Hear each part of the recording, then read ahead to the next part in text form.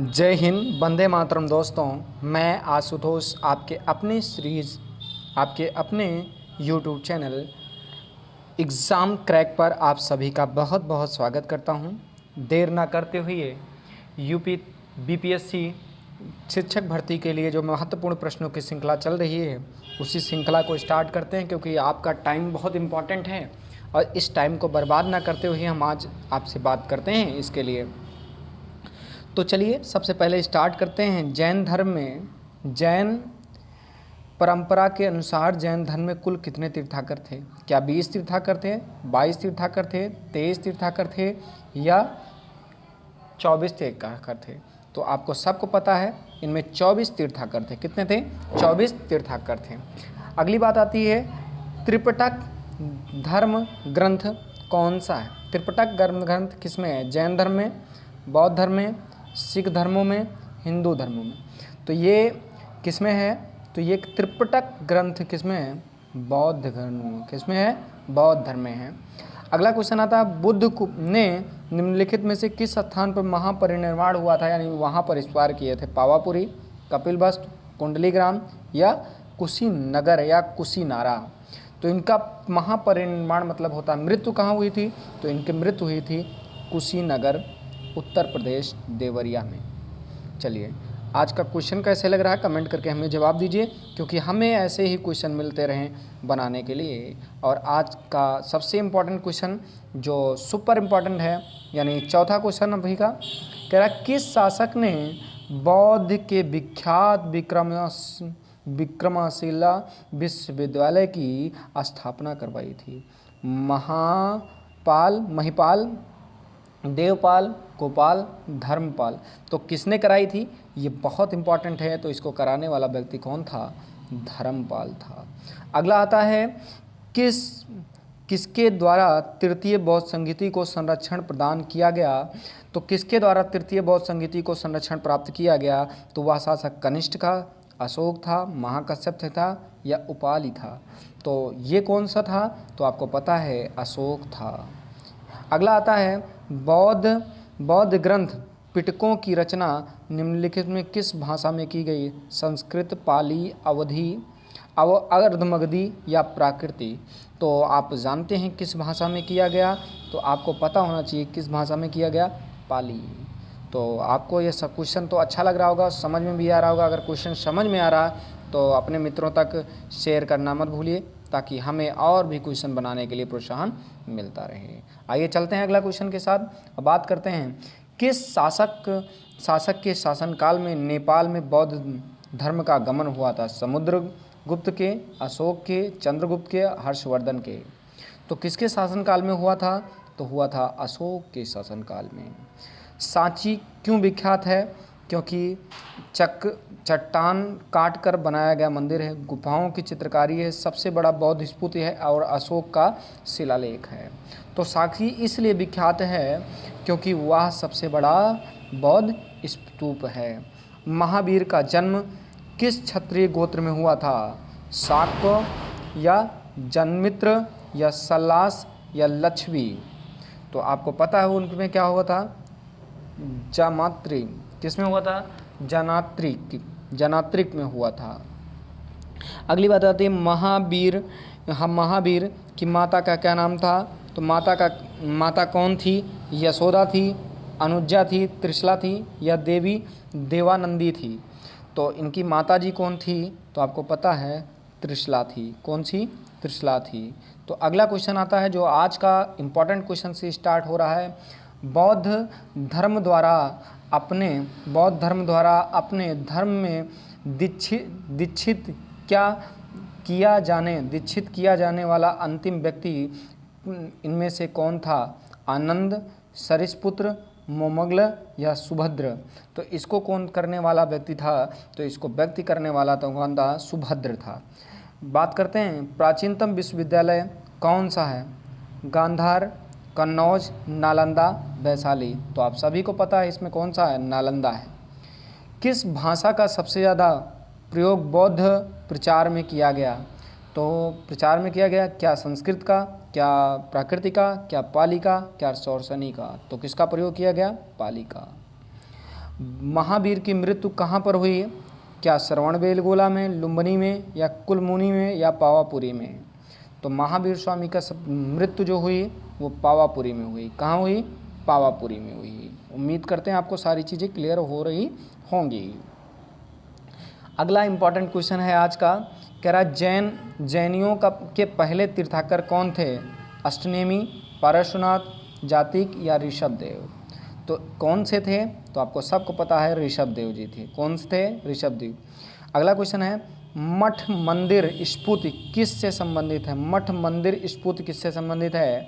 बौद्ध धर्म से, जैन धर्म से, हिंदू धर्म से, ईसाई धर्म से? तो आपको सबको पता है मठ किस में होता है। मठ हिंदू धर्म में भी होता है और सब जगह भी होता है। तो आपको सबको क्लियर हो रहा होगा यहाँ पर कौन है? बौद्ध धर्म में होता है, क्योंकि स्फूर्ति हिंदू धर्म में नहीं होता। अगला आता है, बौद्ध धर्म और जैन धर्म दोनों के उपदेश किसके शासन काल में दिए गए? बिंबिसार, अशोक, बिंदुसार, अकबर? तो जैन धर्म और बौद्ध धर्म दोनों को देने वाला कौन था? दोनों शासक कौन था जो जिसमें दिया गई शिक्षा? तो वो है बिंबिसार। अगला इंपॉर्टेंट क्वेश्चन है, गौतम बुद्ध ने अपना प्रथम उपदेश कहाँ दिया था? बोधगया में, सारनाथ में, लुम्बिनी में, या कुशीनारा में? तो देने वाला व्यक्ति कहाँ था जो दिया था सबसे ज़्यादा? तो वो दिया कहाँ गया था जरा देखिएगा। तो वो देने वाला व्यक्ति सारनाथ में था। प्रथम उपदेश कहाँ दिया गया था? सारनाथ में दिया गया था। तो अगला क्वेश्चन चलते हैं और इम्पॉर्टेंट क्वेश्चन के साथ करते हैं। ज़्यादा देर नहीं लगाते क्योंकि हमें यहाँ क्वेश्चन से रीच करानी है, ना कि टाइम वेस्ट करना है। तो बौद्ध धर्म के धर्म ग्रहण करने वाली पहली महिला कौन थी? यशोधरा, महाप्रजापति गौतमी, महामाया, बिंबा? तो बौद्ध धर्म ग्रहण करने वाली पहली महिला कौन सी थी? तो वो थी गौतमी थी, प्रजापति गौतमी थी। बोध गया स्थित है। बोध गया कहाँ स्थित है? क्या पश्चिम बंगाल में है, उड़ीसा में है, या असम में है, या बिहार में है? तो आप सभी को पता है बोध गया कहाँ पर अवस्थित है? बिहार में। जातक किसका ग्रंथ है?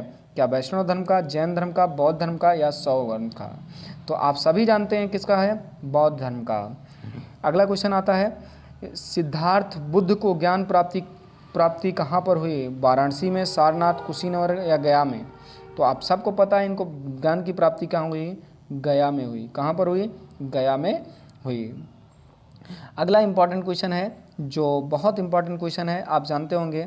अगला क्वेश्चन, सारनाथ में बुद्ध का प्रथम प्रवचन कहलाता था, क्या कहलाया? महाविनिष्क्रमण, यहाँ महापरिवर्तन, या महामस्तक अभिषेक, या धर्मचक्र परिवर्तन? तो आप सबको पता है यह क्या कहलाएगा? धर्मचक्र परिवर्तन। क्या कहलाएगा?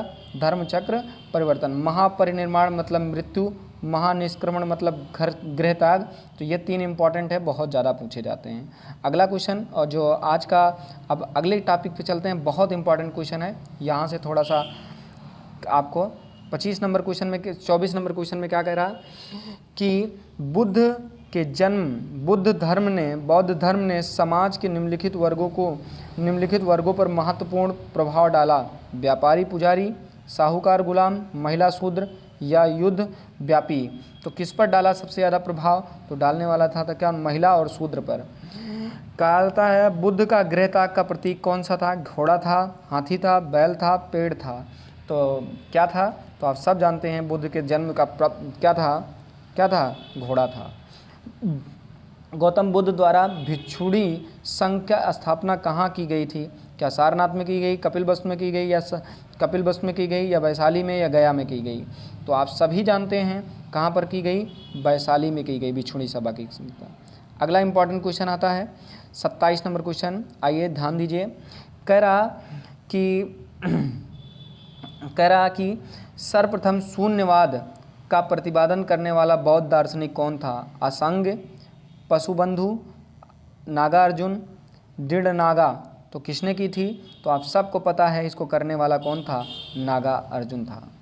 महावीर का मूल नाम क्या था? सिद्धार्थ था, वर्धमान था, गौतम था, इनमें से कोई नहीं था। तो आप सभी जानते हैं इनका नाम क्या था? वर्धमान था बचपन का। आप जानते हैं एशिया की रोशनी या लाइट ऑफ एशिया किसे कहा जाता है? तो क्या महात्मा गांधी को, मात्स्यतुंग को, या अकबर को, या गौतम बुद्ध को। तो गौतम बुद्ध को ही एशिया के क्या कहा जाता है, लाइट ऑफ एशिया कहा जाता है। तो अगला क्वेश्चन बहुत इंपॉर्टेंट क्वेश्चन है आज का। क्वेश्चन पूछा जा रहा है कि दिलवाड़ा के जैन मंदिर का निर्माण किसने कराया था? क्या चोलों ने, या चंदेलों ने, या चालुक्य, या सोलंकी वंश के, या राष्ट्रकूट बन के? तो किसने करवाया था? आप सभी ने जवाब दिया होगा प्यारा प्यारा, चालुक्य या सोलंकी वंश के।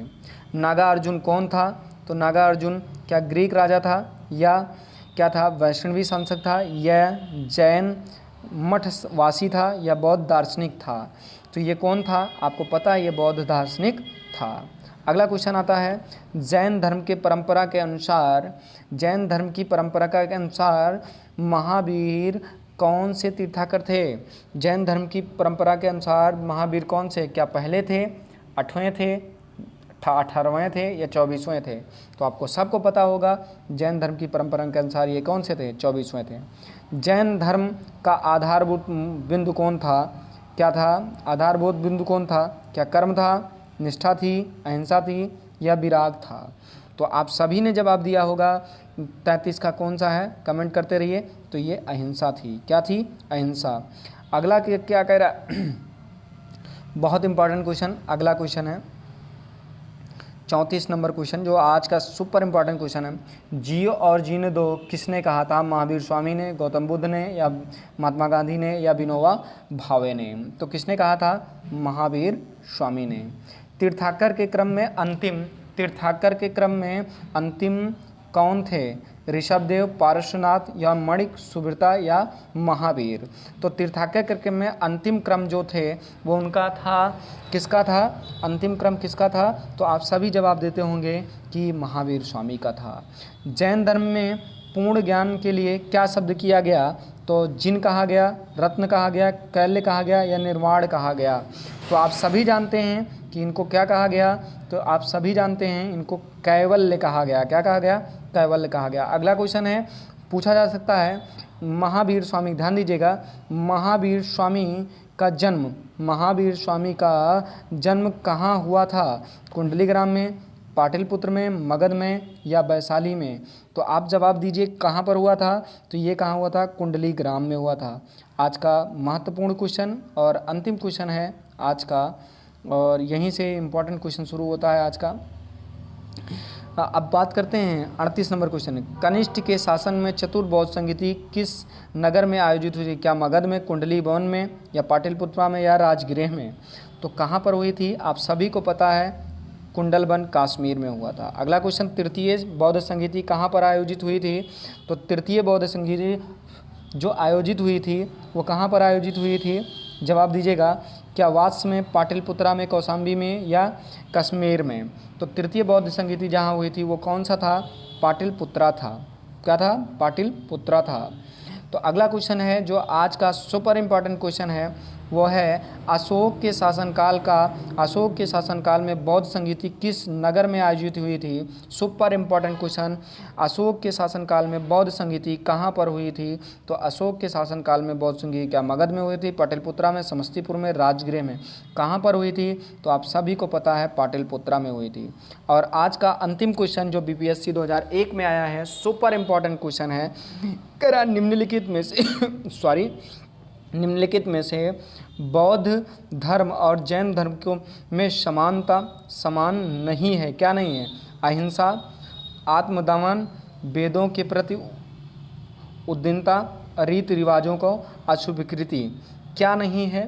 तो ये इम्पोर्टेंट है क्वेश्चन। तो पूछा जाता क्या नहीं है? तो ऑप्शन नंबर के आत्मदमन नहीं है। तो आपको ये सीरीज कैसी लग रही है कमेंट करके हमें ज़रूर बताइए, क्योंकि हमें भी और भी वीडियो बनाने के लिए प्रोत्साहन मिलता रहे। मिलते हैं नेक्स्ट वीडियो में, तब तक के लिए जय हिंद, वंदे मातरम। दोस्तों अपना बहुत बहुत ख्याल रखिएगा।